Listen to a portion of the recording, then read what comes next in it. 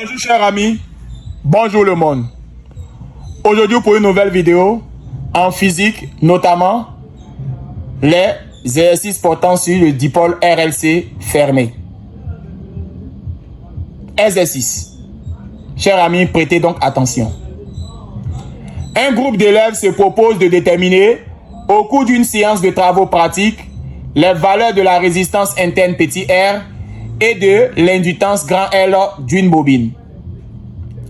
Il réalise un montage qui comporte, premier tiret, un générateur basse fréquence GBF délivrant une tension alternative sinusoïdale petit u égale à u racine carrée de 2 cosinus oméga t. Deuxième tiret, un conducteur ohmique de résistance grand R égale à 20 ohms. Troisième tiret, un oscilloscope Birkhoff. Quatrième tiret, une bobine d'inductance L et de résistance R. Ce montage est schématisé par la figure 1 et l'oscillogramme obtenu est représenté par la figure 2. Chers amis, voici donc les deux figures. Sur les deux voies Y1 et Y2 de l'oscilloscope, le balayage horizontal a pour valeur SH égale à 2,5 millisecondes par division. Et la sensibilité verticale est SV égale à 1 volt par division. 1. Donnez les noms des deux grandeurs physiques visualisées à l'écran de l'oscilloscope. 2. Précisez la grandeur physique qui est en avance sur l'autre. Justifiez la réponse. 3. Déterminez à partir de l'oscillogramme obtenu figure 2. 3.1. La période T et la pulsation oméga de la tension délivrée par le GBF. 3.2. La phase phi de U sur I de la tension U délivrée par le générateur par rapport à l'intensité I du courant. 3.3. Les valeurs efficaces U de la tension petit u et I de l'intensité petit i du courant électrique. 4. De tout ce qui précède, 4.1. Établir l'expression de I en fonction du temps de l'intensité du courant qui traverse le circuit. 4.2. Calculer l'impédance Z du dipôle PM. 4.3. Déterminer la valeur de la résistance interne petit r et celle de l'inductance grand L de la bobine. On prendra cosinus phi de U par rapport à I égale à 0,707. 5. Dans la suite de l'exercice, on prendra petit r égale à 8,3 ohm, L égale à 0,909 Henri et petit u de t égale à 4 cosinus oméga t. Avec oméga égale à 100 pi radian par seconde. U de t étant exprimé en volts grand V. Le groupe d'élèves insère dans le circuit en série avec le conducteur ohmique et la bobine un condensateur de capacité C tel que LC oméga carré vaut 1. 5.1. Nommer le phénomène observé dans le circuit. 5.2. En déduire la nouvelle valeur de la phase de la tension par rapport à l'intensité. 5.3. Déterminer la valeur efficace de l'intensité du courant qui la traverse. Chers amis, après lecture et relecture, nous allons passer donc à la correction de ce sujet. Prêtez donc attention. Merci. Bonjour chers amis, après lecture et relecture, nous allons passer donc à la résolution de ce sujet. Sachez bien que nous sommes en face d'un exercice de RLC, mais avec oscilloscope. Comment on fait face? Nous allons rappeler quelques OBD. Rappel. Il faut savoir que le dipôle RLC signifie R, conducteur ohmique. De résistance. Grand R, L, bobine. D'indulgence. L et C, condensateur. De capacité C. Voici donc à quoi ressemble un dipôle RLC. Montage en série.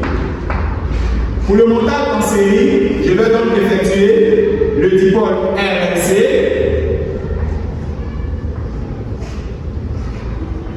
et avec un GDF et les générateurs basse fréquence, on a donc R, L et C. Tension au bord du conducteur ohmique, tension au bord de la bobine et tension au bord du condensateur. Ici est la tension UT, la tension totale. Ici, le montage est en série. Vous voyez que les trois sont sur la même ligne. Chers amis, après lecture et relecture, pour la première question, l'on demande de visualiser les grandeurs physiques. Nous avons donc marqué comme information cette question. 1. Donnons les noms des deux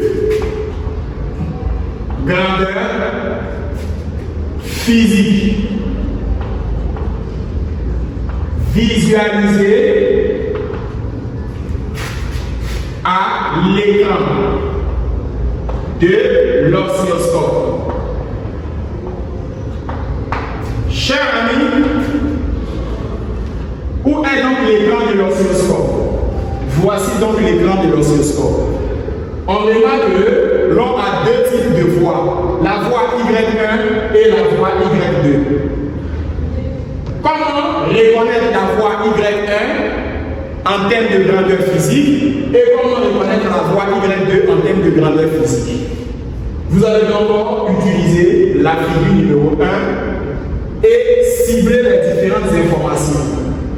Y1, à cause de la présence de la masse, le courant ne peut pas circuler dans ce sens-là. Une fois que le courant arrive là, la présence de la masse va faire retourner le courant. Donc la masse empêche le courant de circuler. Alors la présence de la masse permet de dire que si le courant venait par là, la présence de la masse va faire retourner donc le courant. Dans ce cas-là, on remarquera que Y1 visualise la tension au bord du conducteur ohmique. Quant à Y2, visualise la tension au bord du GDF, au bord du dipôle RLC. Ici, nous avons purement une bobine inductive. Pourquoi? Car il n'y a pas la présence de condensateur. On remarque que la bobine est purement inductive car il y a animé seulement de L. Il n'y a pas de condensateur. Chers amis, alors Y1 visualise la tension au bord du conducteur ohmique. Alors Y1 est appelé intensité. Car c'est l'intensité qui visualise la tension au bord du conducteur ohmique. Quant à Y2, visualise la tension au bord du GDF. Cette tension-là porte le nom de UDT. Il s'agit donc de la tension. Quant à l'autre, il s'agit de l'intensité. Alors, chers amis, pour faire tout simplement, on aura à dire que Y1 visualise la tension au bord du conducteur ohmique. Alors, quelle est sa grandeur? Le nom de sa grandeur. Nom de sa grandeur physique. Il s'agit là, Y1 représentera donc l'intensité du courant électrique.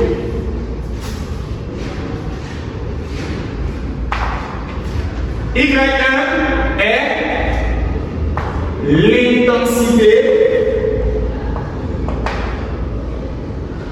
du courant électrique dans le circuit.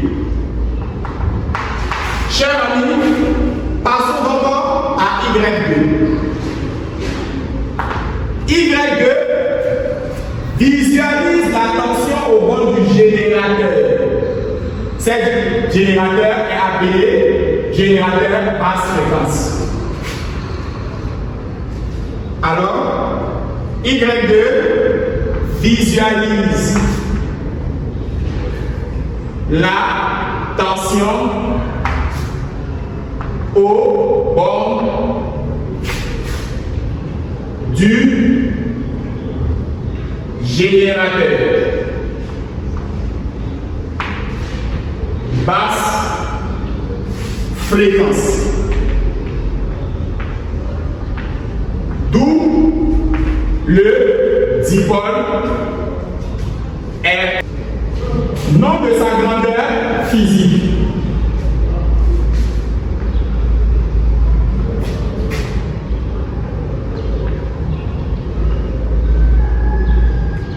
Ici, il faut savoir que Y2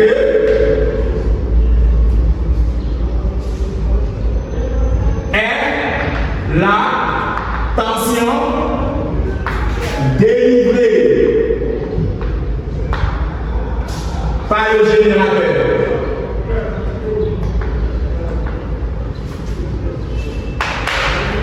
Alors, chers amis, comme récapitulatif,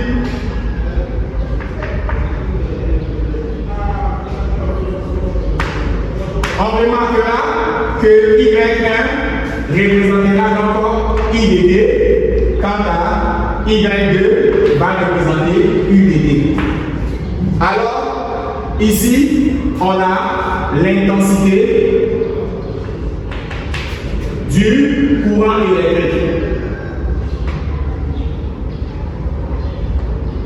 Et UDD, on a la tension délivrée par le générateur.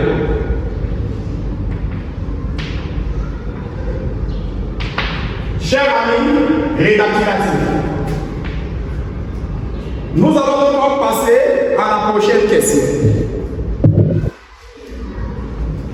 Précisez donc la grandeur physique qui est en avançant sur l'eau. Justifiez la réponse. Chers amis, nous allons passer à la question numéro 2. Précisons la grandeur physique qui est en avance sur l'eau. Puis, justifiez votre réponse.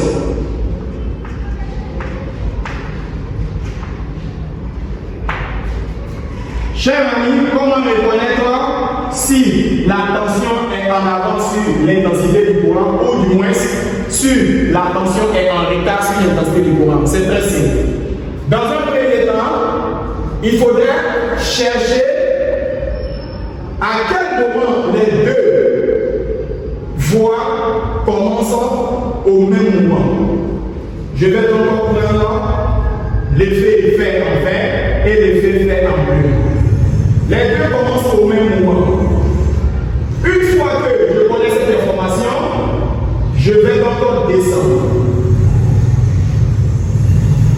Je vois que la voie Y2 atteint son maximum avant la voie Y1. Je reprends l'explication. Je débute au même moment. Je descends et je vois que la voie Y2 atteint son maximum avant la voie Y1. Dans ce cas, la voie Y2,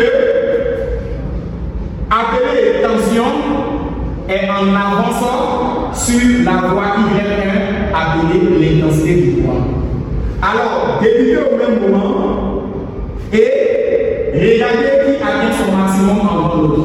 Dans ce cas, Y2 atteint son maximum avant le bleu, qui est Y1. Dans ce cas-là, Y2 représente la tension et Y1 représente l'intensité du courant.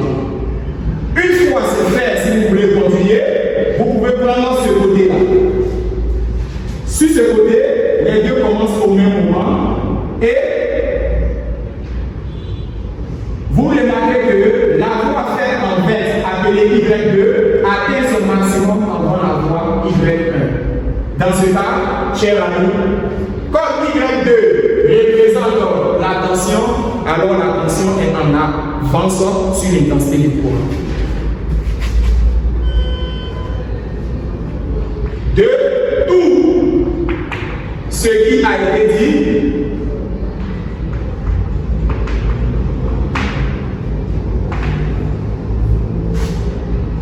on constate que Y2 appelé tension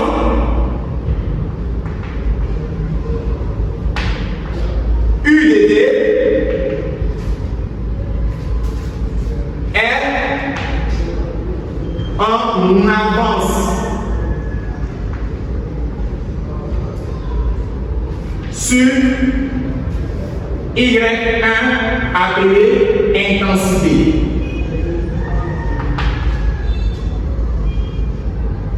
Alors, chers amis, l'intensité du courant électrique. Cela peut signifier que UDT est en avance sur UDT.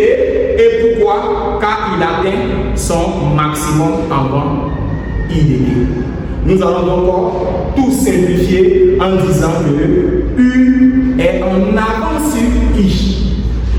Car il atteint son maximum sur l'oscilloscope que vous présentons notre schéma. Chers amis, suivez attentivement la suite. Alors, chers amis, nous allons encore justifier avec plusieurs informations. D'abord, UDT est en avance de phase sur IDT. Et nous allons encore justifier notre réponse. On aura dit que d'après la figure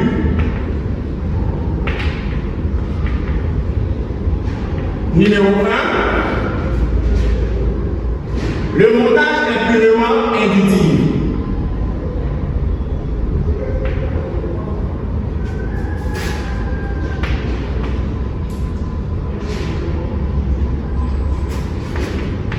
Et pourquoi le montage est purement inductif? Car il n'y a pas de condensateur.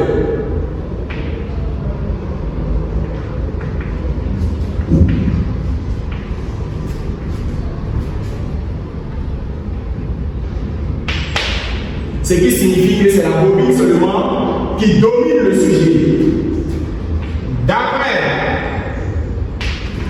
la figure 2, appelée oscilloscope, on remarque que U était en avance de phase sur I car il atteint son maximum avant I. D'après la figure 2, UDT est en avance sur IDT car il atteint son maximum avant l'intensité du courant électrique.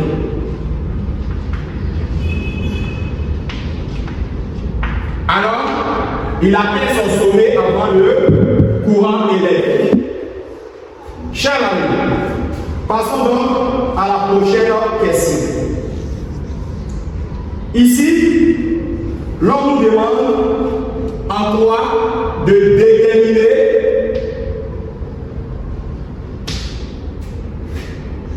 T et la pulsation. De la tension délivrée par le GDF. Chers amis, l'on doit déterminer T. Parlons de T, nous parlons d'abord de la période. Comment déterminer la période? Il faudra utiliser la sensibilité.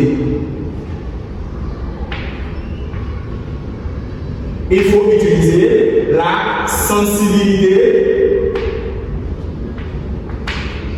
Mais quel genre de sensibilité? Horizontale. Pour déterminer la période, il faut donc utiliser la sensibilité horizontale. D'après l'énoncé, il s'agit d'utiliser SH.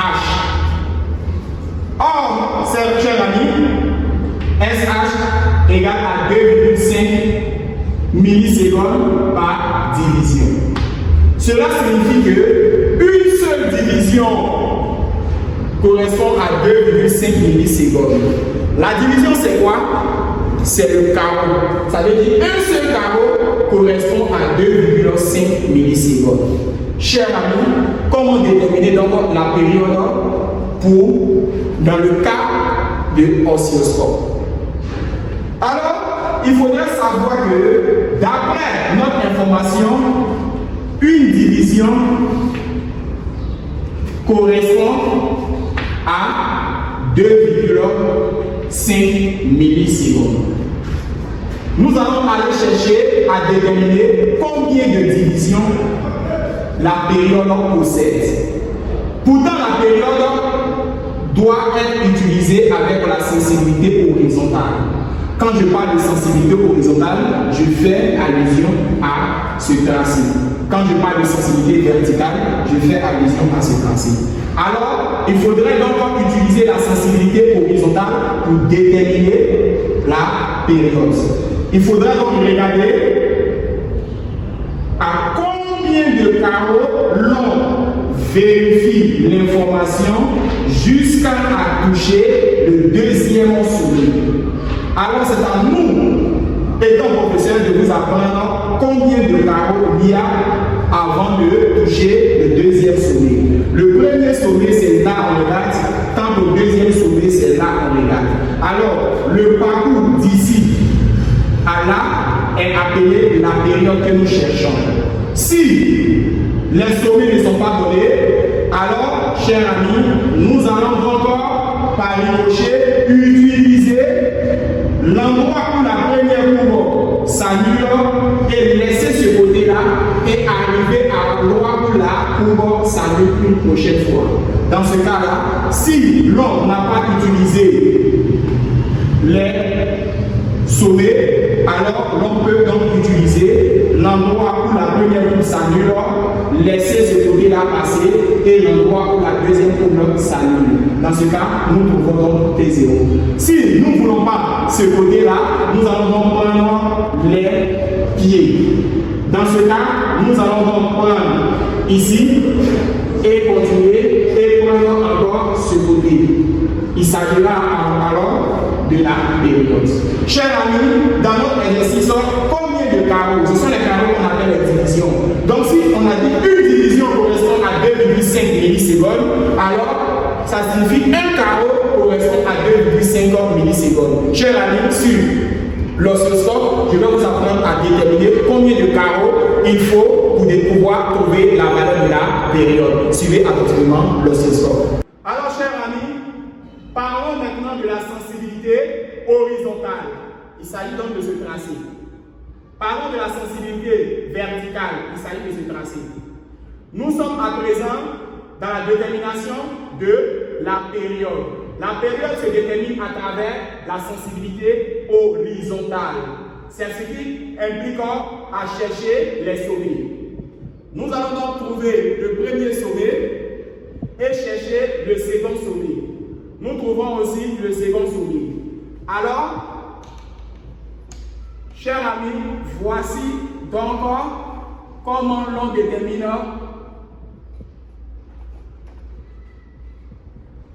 la période.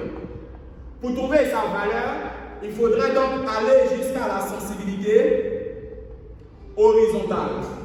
Aller jusqu'à la sensibilité horizontale et compter le nombre de carreaux.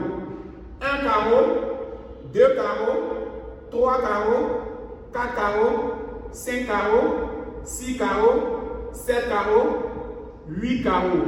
Nous sommes arrivés bel et bien à 8 carreaux.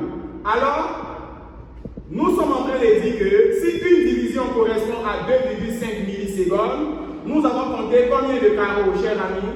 Nous avons donc ciblé 8 carreaux, ce qui signifie 8 divisions. Alors c'est le nombre de carreaux qui parle encore de division. Si vous avez ciblé un seul carreau, ça signifie une seule division.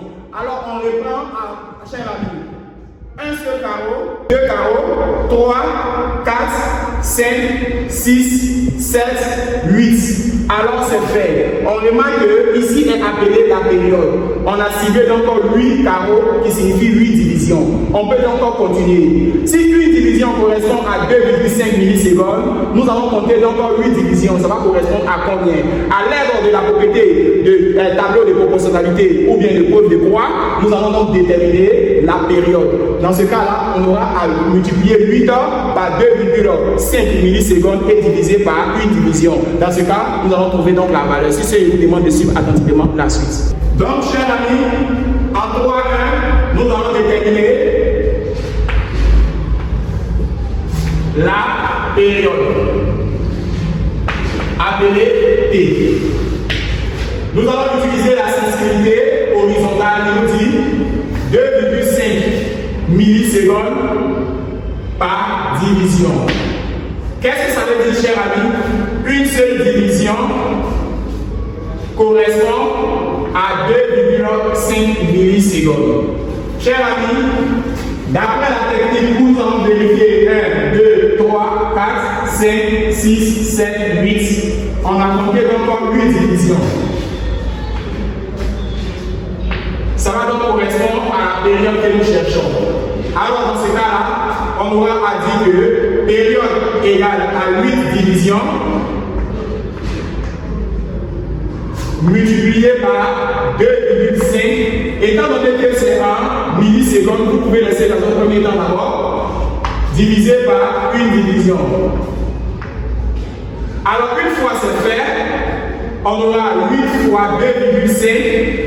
Alors, une fois que nous divisons par une division, le résultat trouvé, nous allons encore convertir ça en secondes. Car le temps, la période est la durée, donc ça va être en secondes. Dans ce cas, chers amis, pour ne pas rater les différentes informations, nous avons donc dit que période égale à 8 divisions multiplié par 2,5 10 puissance moins 3 secondes. De millisecondes en secondes, on a 10 puissance moins 3. Divisé donc par une division. Dans ce cas, chers amis, la période déterminée à l'aide de la calculatrice vaut 0,02 secondes. Chers amis, nous allons donc utiliser la sensibilité horizontale. Passons donc à la même question, toujours 3.1, qui nous demande de déterminer la pulsation. 3.1 et je vais appeler ça 10 pour dire qu'il y avait une autre question à l'intérieur. Déterminons la pulsation. Une des propriétés fondamentales de pulsation nous dit que oméga égale à 2pi sur la période. On aura oméga égale à 2pi sur la valeur de t trouvée. 0,02. À l'aide de la calculatrice, chers amis, nous trouvons 100 pi. Nous allons donc mettre en radian par seconde, ou du moins la deuxième écriture d'équivalence, qui nous dit que pi est égal à 3,14. Donc en réalité, chers amis, on aura oméga égale à 314 radians par seconde. Alors, chers amis, nous venons de trouver la pulsation. La prochaine question nous demande de déterminer la phase phi. Alors, dans un exercice de cours, comment déterminer la phase phi? Dans ce cas-là, la sensibilité verticale n'est pas toujours utilisée, mais on aura à utiliser une seconde fois la sensibilité horizontale. Et pourquoi? Parce que nous allons chercher la base des temps. La base des temps, c'est le décalage entre la première fois et la deuxième fois. Alors, chers amis, qu'est-ce qu'on appelle la base des temps? La base des temps est le décalage entre la première coupe faite en vert et la seconde coupe faite en bleu. C'est ce que l'on appelle taux. Taux est appelé la base des temps. Alors, une fois que vous connaissez la valeur de taux, il faudrait savoir quelle est la tension ou l'intensité qui est en avance. Dans le sujet, on a signifié que la tension était en avance sur I, ce qui signifie que U est en avance sur I. Dans ce cas-là, phi que l'on va trouver doit être positive. Et pourquoi? Parce qu'on a signifié que U est en avance sur I. Mais si U était en retard sur I, on allait savoir que la phase phi trouvée allait être négative.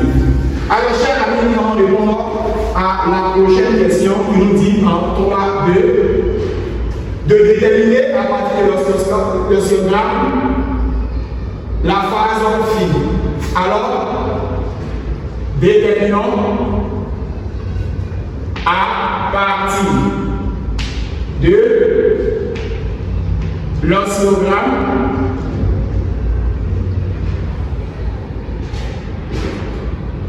la phase phi de U par rapport à I. Chers amis, rappelons que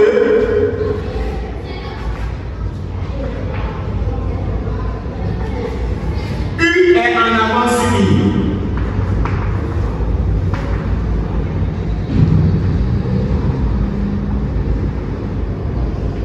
Alors, comme U de T est en avance sur I de T, ça sous-entend que phi que nous allons trouver doit être supérieur à 0.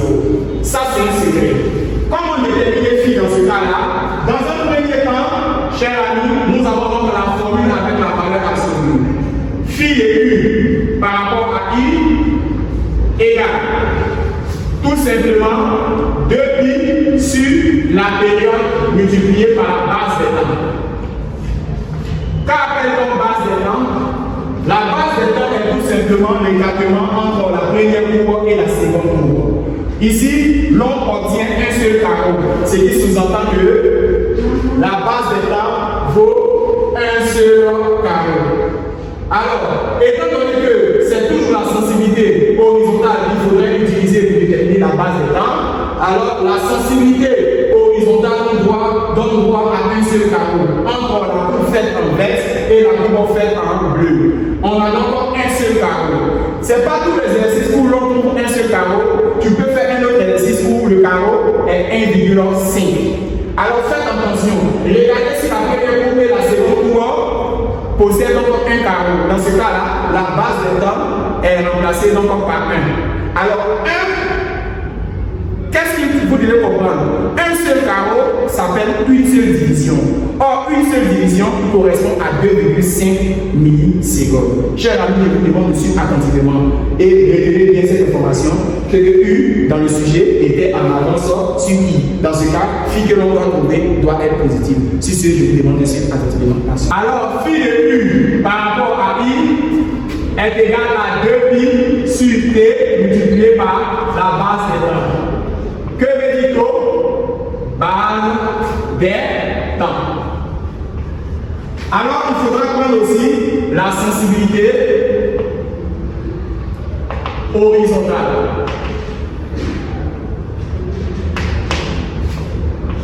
Alors, une division correspond à 2,5 millisecondes. Alors, chers amis, l'écartement entre la première courbe Y1 et la deuxième courbe Y2 vaut 1 par mot. Alors, une division va correspondre à le petit taux. Petit taux égale à 1 fois 2,5 millisecondes sur 1. En termes de conversion, on aura 1 fois 2,5 10 puissance moins 3 secondes sur 1. Alors, taux égale à 2,5 10 puissance moins 3 secondes. Une fois qu'on a trouvé taux, on aura balance de U, de phi de U par rapport à I égale à 2pi sur taux, 2pi supérieur va multiplier par la base des temps. On aura donc phi de U par rapport à I serait 2pi sur la période 0,02 multiplié par la base des temps 2,5 10 puissance moins 3. Alors, chers amis, étant donné que le bas est en seconde et celui-là est en seconde, les deux vont disparaître. Alors, phi de U par rapport à I donnera donc 0,78 radian. Chers amis, en termes d'angle principal, on aura donc pi sur 4 radians. Comme U dd est en avance sur I dd, alors voilà celui le phi de U par rapport à I serait donc plus phi de U par rapport à I. Ça veut dire que c'est positif parce que U est en avance. Dans ce cas, cher ami, si U était en retard, on allait savoir qu'on avait la présence de d'un moins. Donc, comme U est en avance sur I, dans ce cas-là, on aura phi de U par rapport à I qui est égal à pi sur 4 radians. Chers amis, passons donc à la prochaine question. En 3.3, de déterminer les valeurs efficaces U de la tension U et I de l'intensité I du courant électrique. Chers amis, ici nous allons encore utiliser l'oscilloscope. Vous voyez que c'est très intéressant. 3.3. Déterminons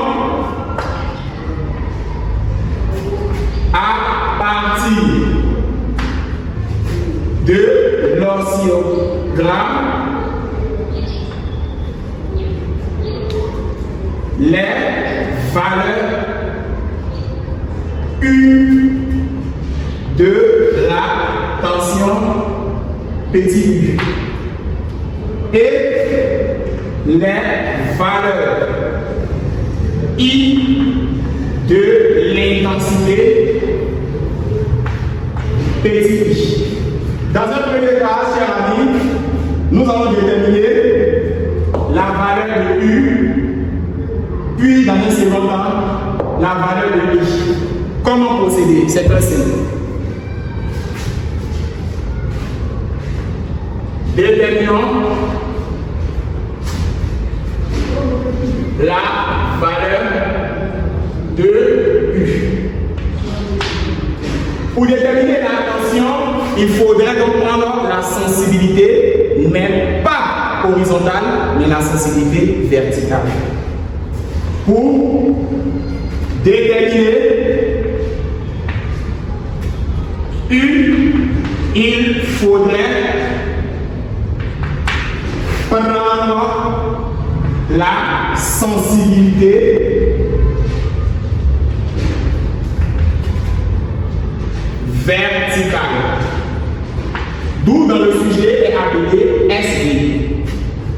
Dans le sujet est matérialisé que une division correspond donc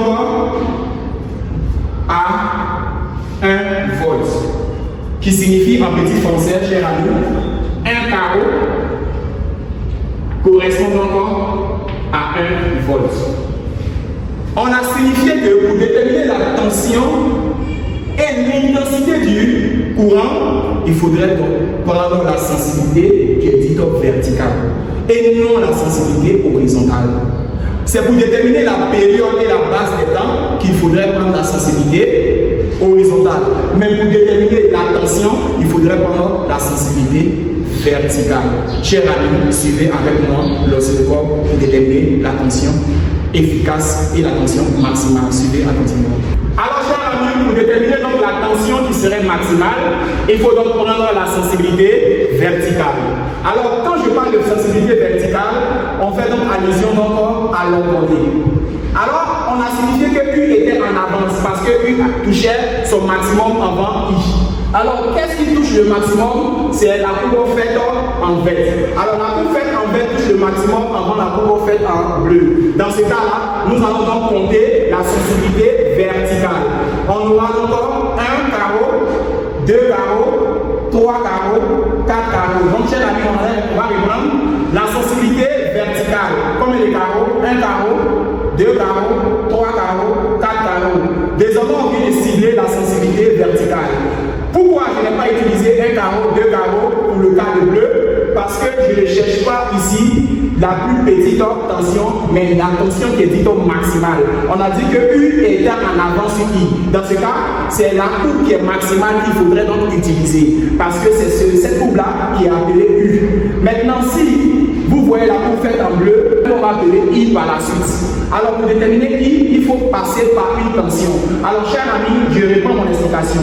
Comment déterminer la tension maximale? Chercher la courbe qui atteint son maximum en premier. Alors, je vais décider de dire que c'est cette courbe-là qui atteint son maximum avant la courbe faite en bleu. Dans ce cas, à partir du point rouge, je commence à compter le nombre de carreaux. 1 carreau, 2 carreaux, 3 carreaux, 4 carreaux. Les 4 carreaux sont atteints. Alors, ça sous-entend que si une division correspond à 1 volt, on vient de cibler combien de divisions?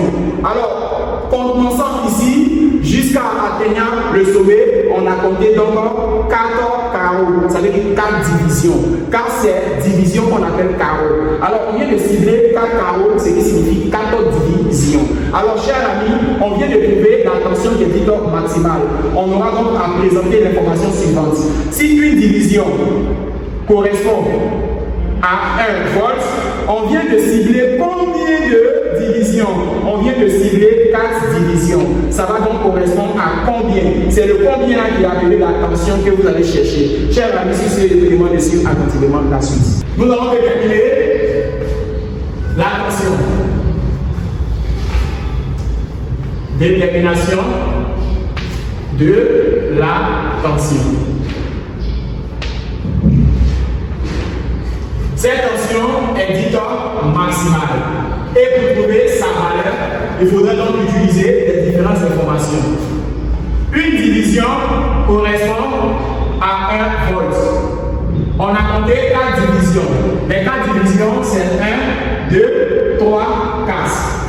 4 divisions vont correspondre à U maximale. Pour déterminer donc sa valeur, on fera U maximale serait donc égal à 4 division multiplié par 1 volt divisé par une division.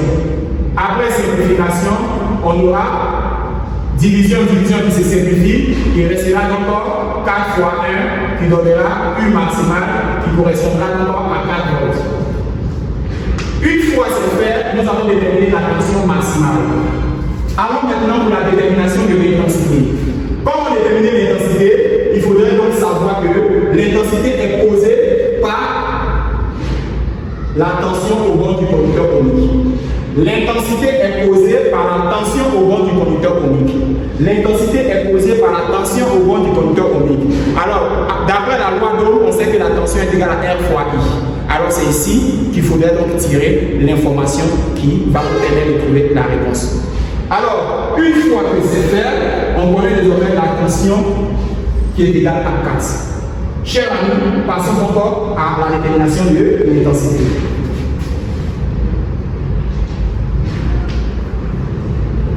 Détermination de l'intensité I. L'intensité est causée par la tension au bon nord du conducteur oblique.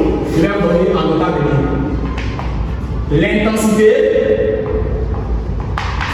est causée par la tension au bord du conducteur oblique.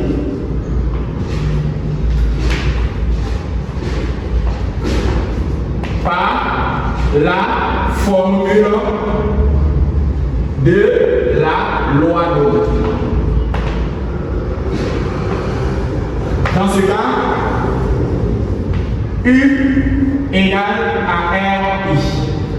Chers amis, on aura U maximal dans ce cas, oui, égale à RI maximal. Nous allons donc tirer I maximal qui ferait donc U maximal sur R. Mais sachant bien que la propriété à connaître, c'est que dans le cours que j'ai fait avec vous, j'avais signifié que I efficace est égal à I ment sur racine de 2. Alors, I efficace égale à I ment sur racine de 2. I efficace égale à I ment sur racine de 2. Alors, I efficace égale à IM sur racine de 2. Nous allons remplacer IM par sa relation. Remplaçons IM par UM sur R. Dans ce cas, on aura I efficace égale à IM qui est égal à UM sur R sur racine de 2. Dans ce cas, chers amis, on aura I efficace égale à U maximal sur R racine de 2.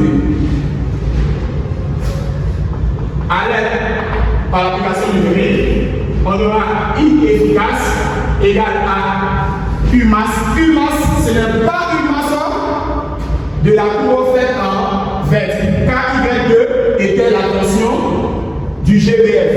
Nous allons chercher la tension maximale de la courbe faite avec le conducteur oblique. La courbe faite avec le conducteur oblique porte le nom de Y1. Y1 est la tension visualisée par le conducteur oblique. Alors, ici, Y1 est fait en bleu. Alors, pour déterminer sa tension maximale, il faudrait utiliser la même technique. Un carreau, deux carreaux. Ici, nous touchons deux carreaux avant de trouver le sommet. Alors, on reprend un carreau, deux carreaux. Dans ce cas-là, on dira une division correspond à 1 volt. On vient de cibler deux divisions. Deux divisions vont correspondre à combien qui est son U maximal. On aura donc U maximal égale à 2 fois 1 divisé par 1. Alors lui, son U maximal vaut 2 volts. On aura donc la présence de I efficace égale à U maximal déterminée sur R. D'après l'énoncé, R vaut 20 ohms multiplié par racine de 2. Nous allons donc multiplier par la racine de 2. Dans ce cas-là, on aura I efficace égale donc à l'aide de la calculatrice 0,07 ampères. Chers amis, nous allons poursuivre et passer aux autres questions posées, c'est-à-dire à établir, d'accord avec tout ce qui précède, l'expression de I en fonction du temps. Si ce je vous demande de suivre attentivement. On dit en cas de tout ce qui précède en cas 1, l'on doit établir l'expression I égale à F de T. Ça veut dire que déterminer l'intensité en fonction du temps. D'abord, dans un premier temps, nous allons mettre la formule en fonction du temps. On sait que l'intensité du courant en fonction du temps, s'écrit I dt égale à IM cosinus oméga t plus I. On a signifié dans le sujet que U était en avance sur I, ce qui signifie que I dt est en retard sur U dt.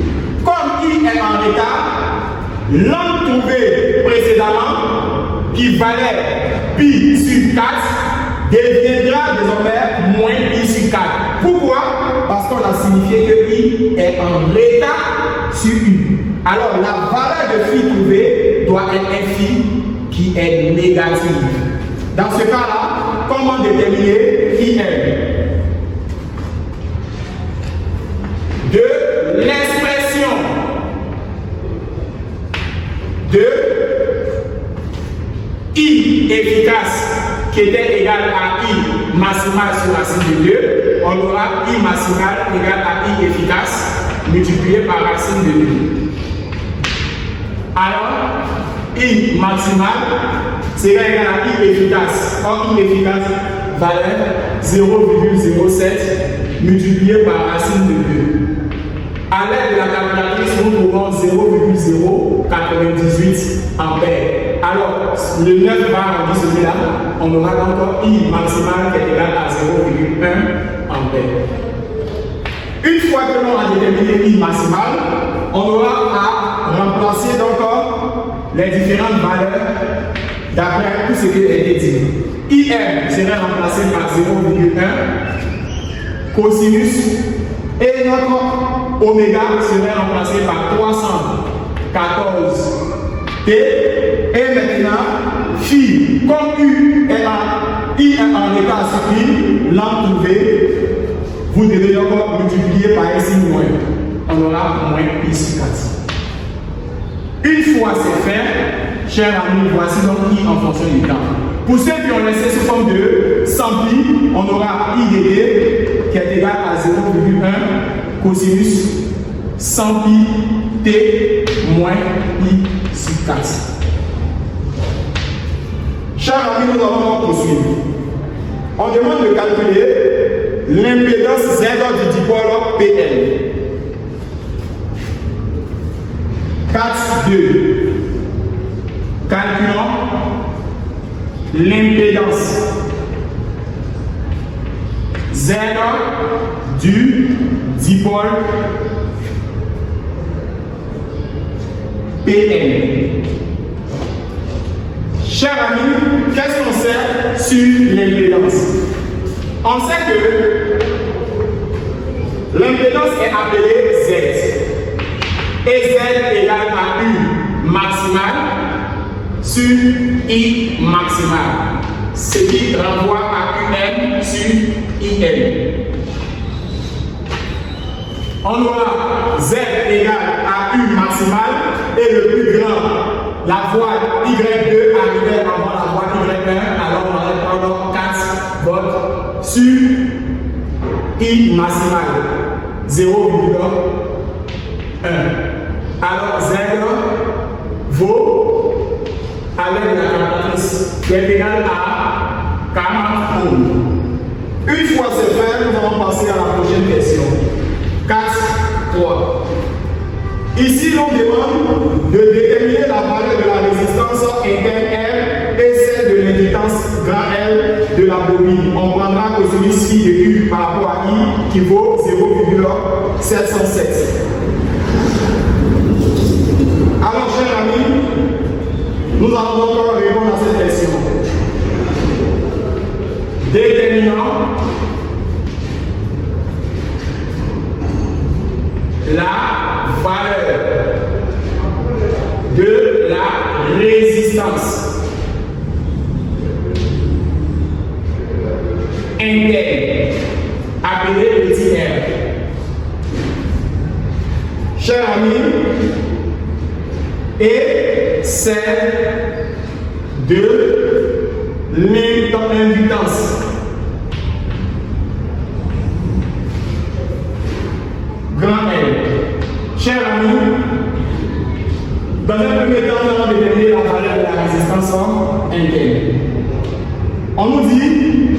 Sachant que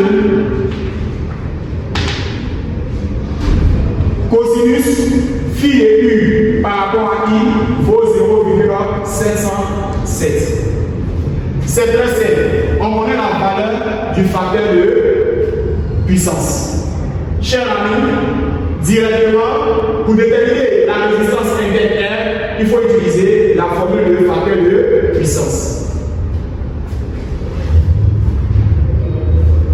Déterminant R.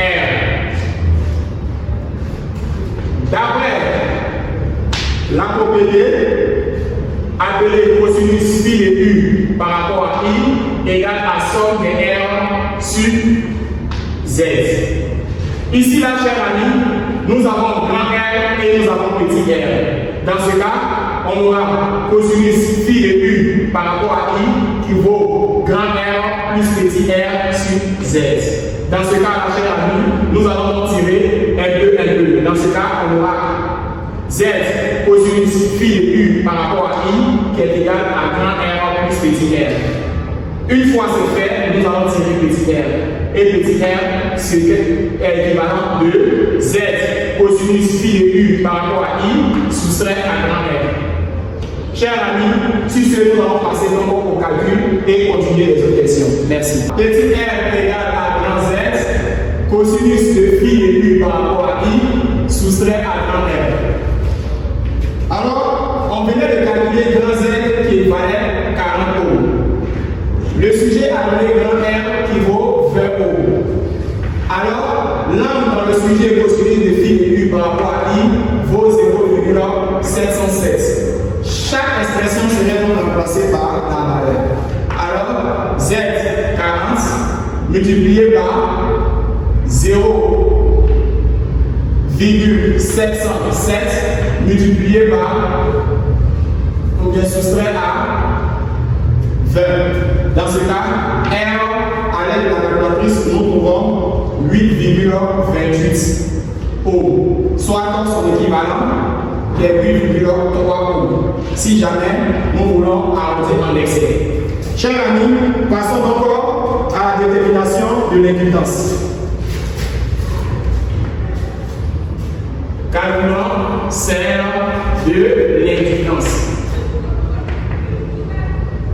L'indutance est appelée L. Si vous avez déjà utilisé le facteur de puissance, alors, chers amis, nous allons donc utiliser quelle technique pour pouvoir résoudre cette information. On va utiliser la propriété de tangente. Alors, d'après tangente de phi de u par rapport à i égale à ZL sur somme de R. On avait dit que le montage était purement inutile.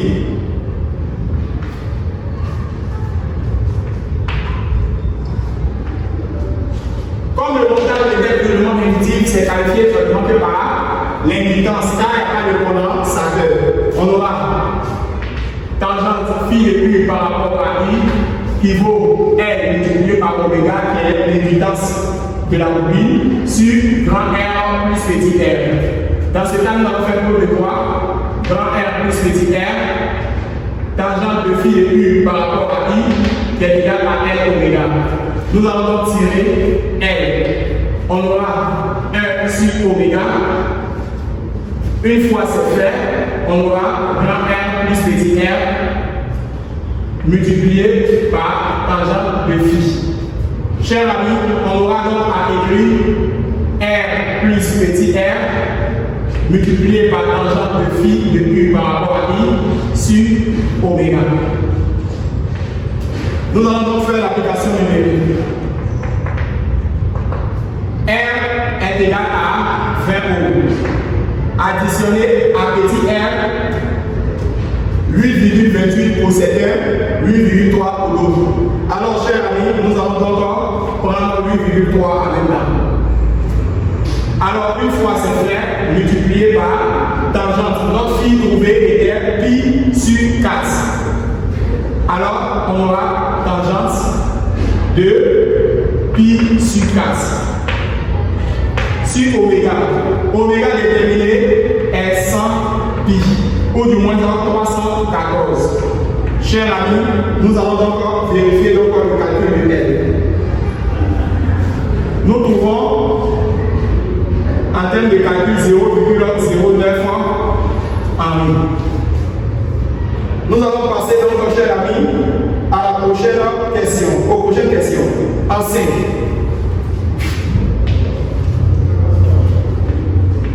Dans la suite de l'exercice,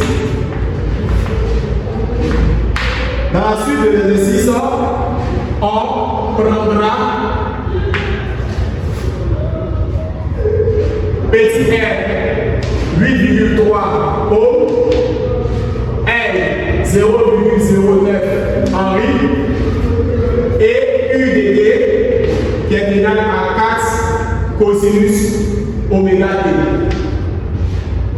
Avec oméga égal à 100 pi radian par seconde. Chers amis, voici toutes les informations.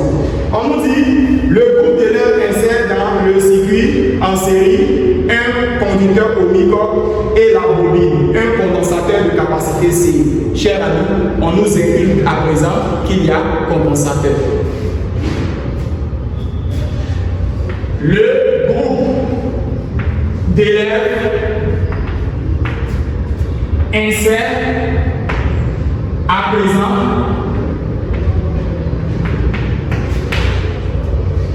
un condensateur.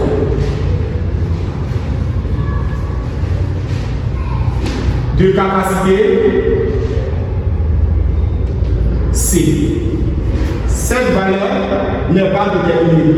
N'ont pas donné cette valeur. Tel que LC oméga au carré vaut 1. Chers amis, nous allons répondre. Dans la suite de l'exercice, on prendra petit r égale à 8,3 O, L égale à 0,09 Henri, UDT égale à 4 cosinus oméga t. Oméga, ça fait 100. Le groupe d'élèves insère à présent un condensateur de capacité C. Chers amis, que désigne cette expression? Cette expression désigne le phénomène de la résonance. Dans un sujet de RLC, si vous voyez LC oméga au carré égale à 1, automatiquement vous êtes à la résonance. Nous allons répondre à cette information. Une fois que vous observez LC oméga au carré égale à 1, vous êtes à la résonance. Il s'agit de la formule de Thomson. La formule de Thomson est utilisée à la résonance. Autre astuce pour nous permettre de dire que nous sommes à la résonance. Près de oméga t, vous ne voyez pas dans. Ça veut dire que phi égale à 0. Lorsque phi égale à 0 radian, alors nous sommes à la résonance. UDT et IDT sont en phase. Chers amis, nous allons donc procéder et répondre aux autres questions posées. On y va. À 5.1,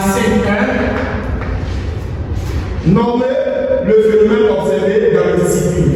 On s'arrête cette question. Nommons le phénomène observé. Chers amis, quel est le phénomène observé? Si vous êtes en train de faire l'exercice de RLC et que l'on vous demande le phénomène observé, ne réfléchissez pas. Dites que vous êtes à la résonance d'intensité. Ça, c'est une route. Si vous êtes dans un exercice de RLC et que vous attendez nommer le phénomène, vous dites automatiquement que nous sommes à la résonance d'intensité. Et pourquoi? Parce que LC oméga carré égale à 1. Le phénomène observé est 2 points. Le phénomène observé est 2 points. La résonance d'intensité.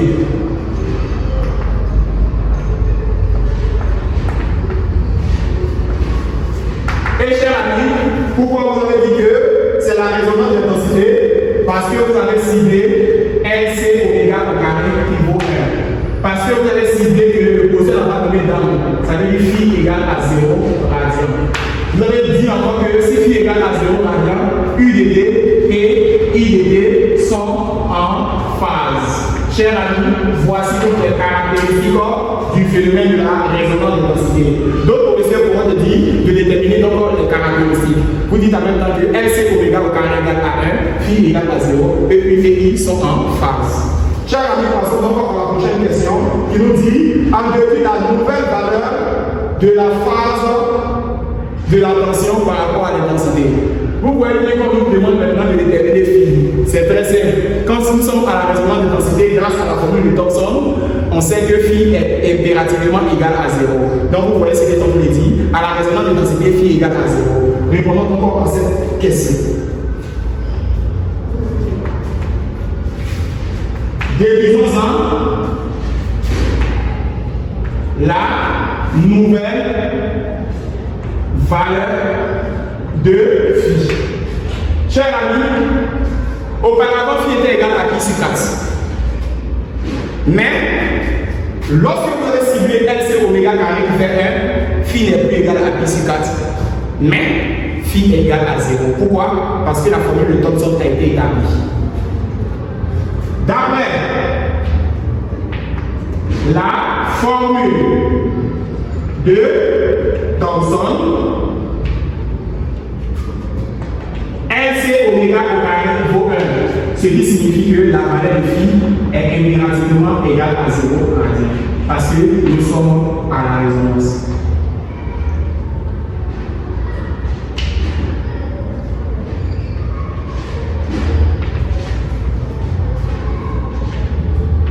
D'intensité.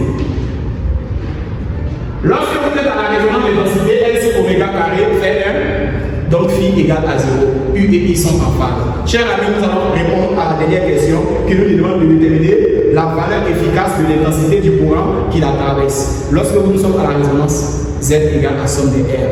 C'est là que nous allons utiliser cette technique-là pour pouvoir déterminer la question suivante. Si c'est le élément, bien sûr, attention. C'est quoi? Déterminons la valeur efficace de l'intensité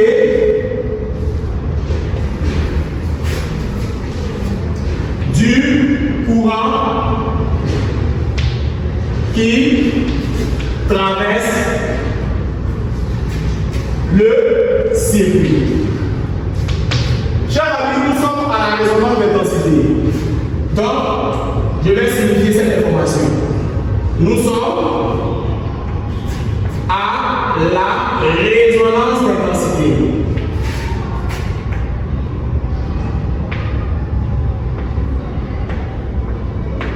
Cela peut signifier que, à la résonance d'intensité, nous avons Z égale à somme de R.